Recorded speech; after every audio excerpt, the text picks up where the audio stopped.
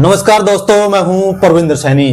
दोस्तों, जज्जर जिले के खेड़ी होशियारपुर गांव से एक अनोखा मामला सामने आया है, जहां पर सरपंच प्रतिनिधि पर बड़े गंभीर आरोप लगे हैं। लेकिन दूसरी तरफ कुछ दिन पहले जो सरपंच है गांव के, उन्होंने भी प्रशासन को शिकायत दी थी और उसी शिकायत के पलटवार करते हुए जो विरोधी लोग हैं, जो गांव के जो दूसरे लोग हैं, उन्होंने अब सरपंच प्रतिनिधि के खिलाफ शिकायत दी है, जिसमें उन पर आरोप लगाए गए हैं कि उन्होंने अवैध कब्जा करते हुए मकान बनाया है।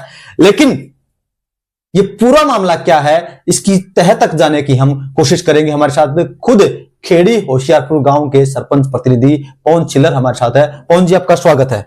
नमस्कार प्रवीण जी, और आपके श्रोताओं को भी नमस्कार। पवन जी, जिस तरीके से पहले आपने प्रशासन को शिकायत दी थी कि गांव की जो शामलात जमीन है उस पर कुछ लोगों ने कब्जा करते हुए फसल उगाई हुई है, आपने पहले शिकायत दी थी, तो क्या है ये मामला, पहले आप ये समझाइए डिटेल से हमें। प्रवींदर जी, हमने समाधान शिविर होता है उसमें भी शिकायत दी थी और वीडियो को भी दी थी लिखित में कि हमारे गांव की क्या है, चकबंदी के दौरान, चकबंदी से पहले हमारे गांव में जो गांव शामलात जमीन थी उस पे कुछ लोग गिरदावरी भी करवा रखी थी और काबिज थे।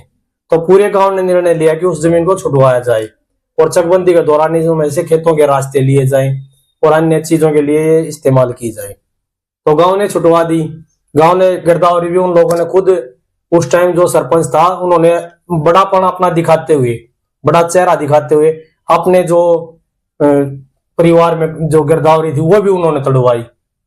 मैं सरपंच का उस चीज का फैन हुआ कि भाई कम से कम बड़ा दिल दिखाते हुए कि इसने किया, तो पूरा गांव उसका फैन हुआ उस बात को लेकर और उसने गिरदावरी तोड़वाई, पहल की तो क्या है, पूरे गांव के कब्जे छूट गए जो उस जमीन पे काबिज थे। फिर क्या है, 2017 में चकबंदी चालू हुई तो इस जमीन में से खेतों के रास्ते लिए गए, खेतों के रास्ते इस जमीन में से लिए गए, बची हुई जमीन जो यूं क्यों थी वहीं पे। अब क्या हुआ, उसके बाद इन्होंने अब चकबंदी शुरू करवाने का हमने प्रयास किया जा रहा है और चकबंदी के लिए निरंतर हम घूम रहे हैं। उसके लिए डिपार्टमेंट ने अब प्रक्रिया लगभग पूरी कर दी।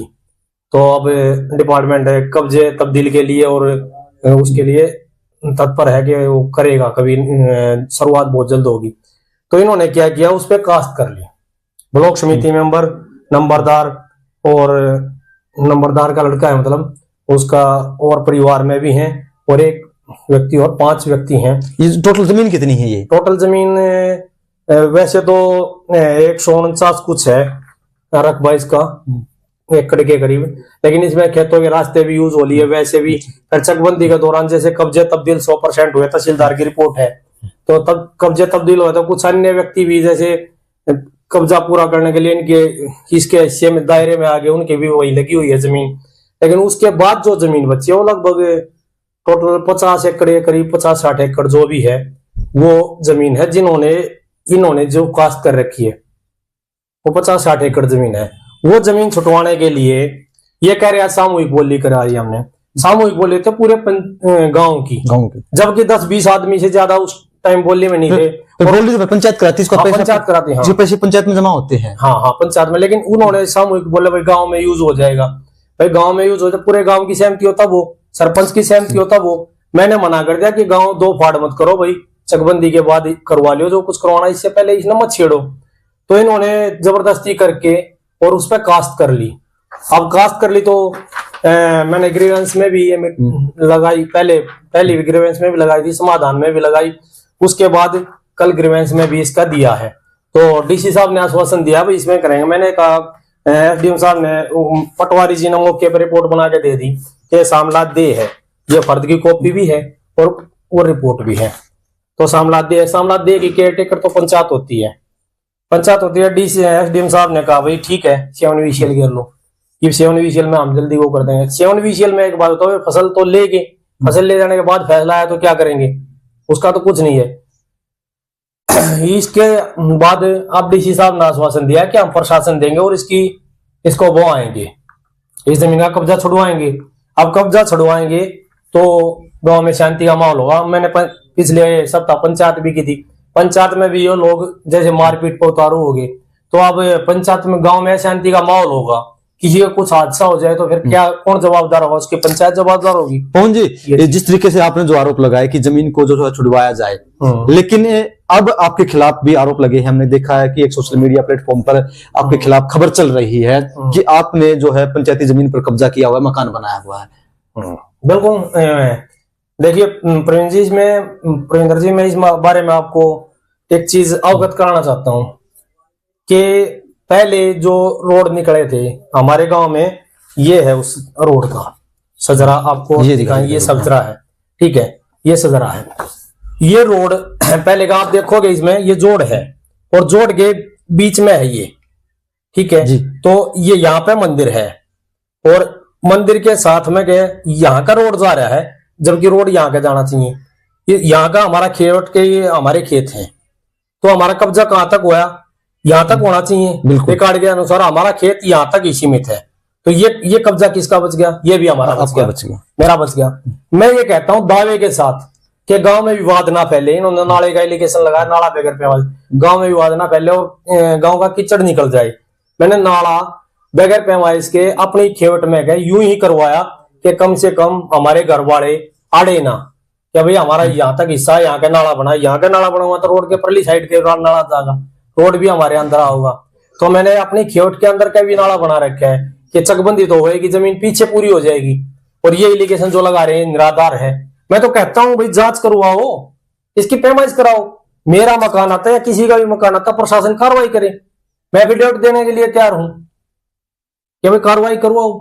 पवन जी, क्या आपने जो शिकायत दी थी पहले, जो जमीन पर कब्जा किया हुआ है, क्या ये वही लोग है? क्या इन्हीं लोगों ने आपके खिलाफ ये शिकायत दी कि आपने अवैध कब्जा किया हुआ है? हाँ बिल्कुल। आप जो आपने भास्कर का वो फोटो देखा होगा जी, उस फोटो में वही लोग हैं जिनका ये है, जिसके खिलाफ आपने पहले शिकायत दी थी। ब्लॉक समिति मेंबर है, वही मेन शिकायत करता है। मैं तो ब्लॉक समिति मेंबर को कहता हूं आप पैमाइश करा के सबूत दो ना, सबूत दो। मैं वीडियो देता हूं, अगर मेरा आए तो फिर वो कानूनी कार्रवाई करो। आप मतलब तैयार है पूरी तरीके से जांच के लिए? मैं हर जांच के लिए तैयार हूं, क्योंकि गांव ने 60% लोगों ने मैं बनाया था यही सोच के कि मैं सही हूं।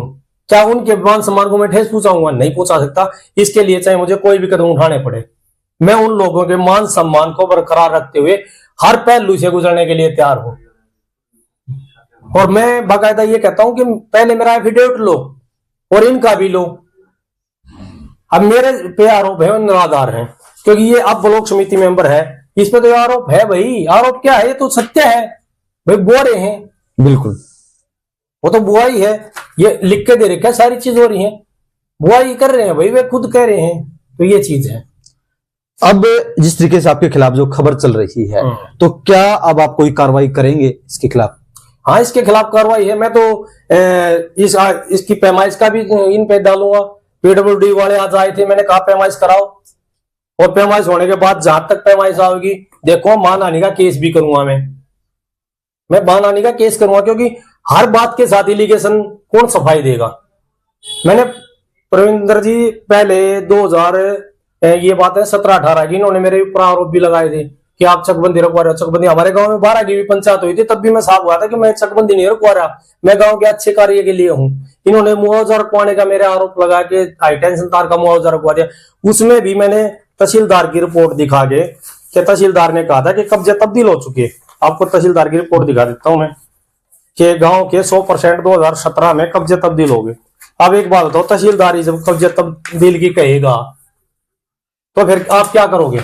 बिल्कुल, आपने भी एफिडेविट देना पड़ेगा। मैंने एफिडेविट ये दिया कि भाई मुआवजा उन्हीं को मिले जो लोग काबिज हैं।